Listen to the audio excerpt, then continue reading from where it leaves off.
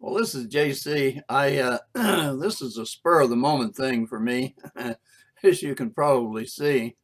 Uh, I got my yellow T-shirt on, and I got a couple of teeth missing on the front there. You'll have to overlook that. I got to get those fixed here one of these days before too long.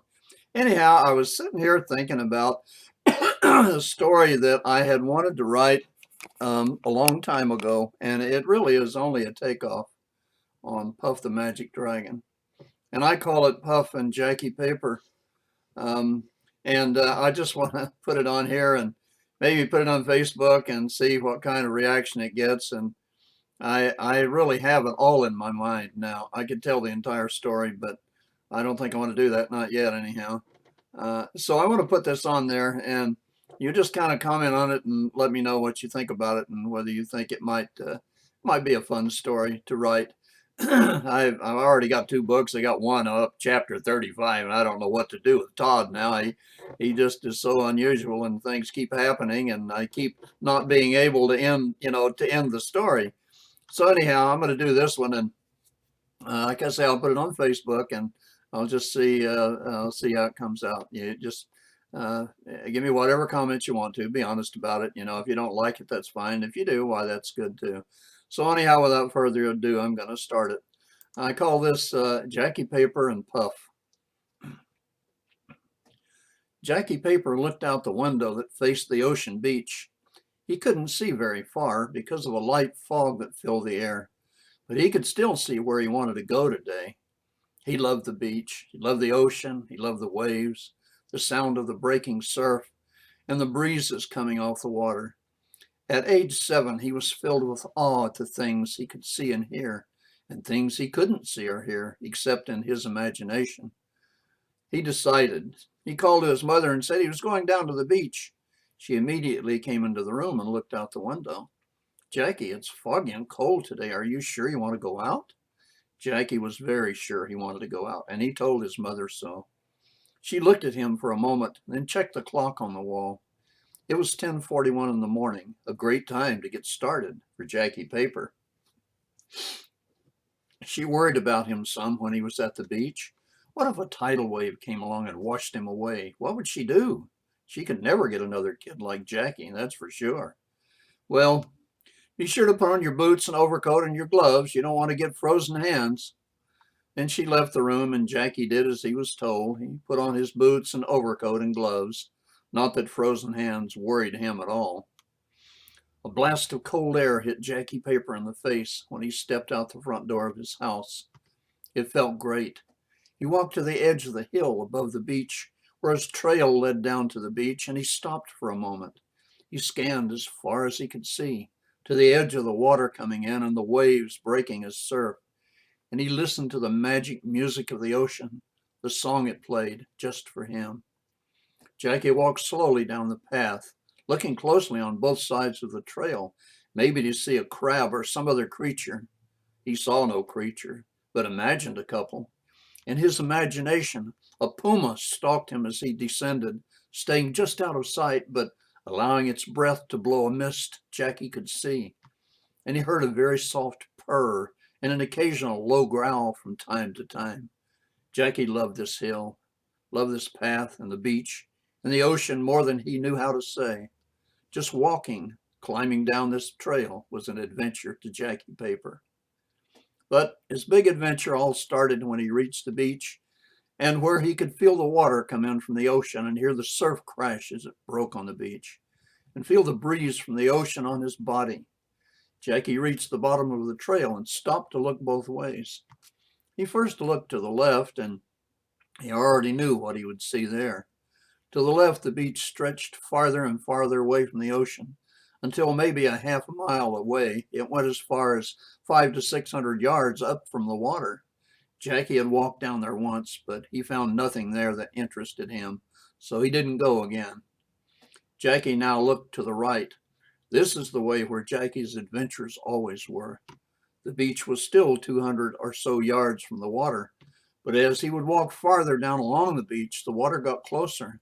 He liked this way because on the right, the hill got closer to the water and it was much more steep. As Jackie walked along the bottom of the cliff, and looked up, he could see the cliff rose farther and farther as he went down the beach until it was at least 500 feet above the beach. It was very exciting for him. He could imagine himself at the top, looking down, maybe jumping and spreading his arms, and maybe flying to the bottom, maybe landing on the beach, or on a clear day, allowing his body and outstretched arms to skip along the tops of the waves, then circling back to land. Jackie started walking down the beach to his right, just above the waterline. Occasionally, he would step into the edge of the water and allow it to wash over his boot. His feet never got wet, but he imagined he was barefoot without any boots on. He could see pretty well now, but the fog was getting thicker as he walked along the cliff. His mind took him out to the sea, to a giant four-master pirate ship where he was sometimes the pirate captain, who wore an eye patch and sported a wooden leg in place of the leg that had been lost fighting a giant flesh-eating whale. He had barely made it out of that one with his life, but the whale never came back. Sometimes he was Captain Cook, the most famous sea captain of the Royal Navy, and he would chase the pirate ship for days before it finally gave up to keep from being blown out of the water by one of the 60-inch cannons that lined both sides of the six-master. Then he would discover that the captain was a long-forgotten fourth cousin, and he and the pirate would always drink rum and laugh about adventures they each had. The pirate would always promise to mend his ways, and he and his long-lost fourth cousin would say goodbye. Until next time. Jackie Paper's thoughts came back to the present now, and he realized he had walked farther down the beach than usual, farther than he ever had before. He stopped briefly and looked around. The cliff was very close to the water now, and he wondered if he should start back. No, not yet, he told himself. But it was getting foggier, and he couldn't see quite as far as he had earlier. But he began his walk again, straight ahead, but slowly now. As Jackie walked along, a very strange feeling came over him, kind of like someone or something was watching him. It's nothing, he told himself, just that silly old puma from the trail. He stopped and looked around again, but saw nothing. He started walking again, more slowly now. As he looked out to sea, he thought he heard a noise, a very low noise, and he stopped and listened. It was just a seagull, he assured himself. He began walking again. He heard the noise again, coming from the right, this time a bit louder. He could barely make out the cliff now. He stood very still now, looking intently at the cliff. He didn't move toward it. He just stayed very still and quiet. A small dark spot seemed to appear at the very bottom of the cliff. Not much, only a few inches high. He told himself it was because he was staring so hard. He looked away and really did hear a sound now, a very low oof, just a whisper. The hair on the back of his neck stood up now, and he began to think about maybe getting out of there.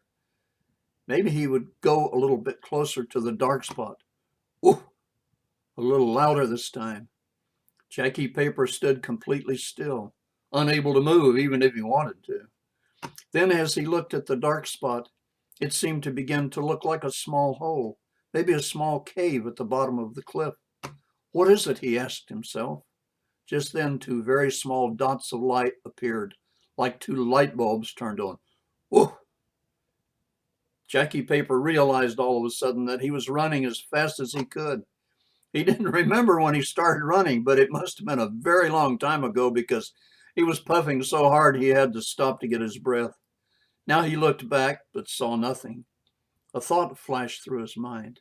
Did something really happen, or did I only imagine it? He was almost at the trail now, so he went on home. His mother met him at the door and told him he had been gone too long. Don't do that anymore, or I won't let you go out by yourself anymore. Jackie looked at his mother and nodded. He didn't say anything about what happened, even if he himself even knew. Back at the cliff, two small dots of light peering out of a very small cave began to close. From one little dot, the small tear started its journey down a very small, scaly face A very small scaly body backed away from the opening of a very small cave and into darkness, just as the one single tear dropped onto the sand. The door to a very small cave closed again. Now, this is JC. Just let me know what you think about it, and if you like it, maybe I'll go ahead and